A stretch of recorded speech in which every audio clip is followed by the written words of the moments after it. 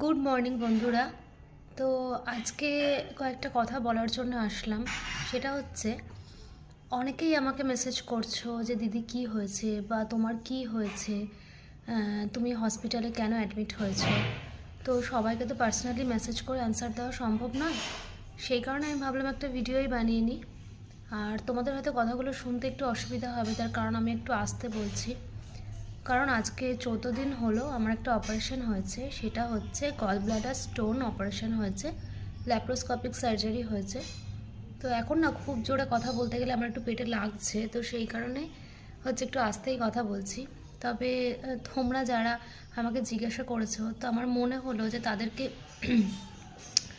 জানানোটা অবশ্যই দরকার। আর যারা তোমরা আমাকে অনেক শুভেচ্ছা জানিয়েছো তাড়াতাড়ি সুস্থ হয়ে ওঠো, তাদেরকে বলছি অনেক ধন্যবাদ।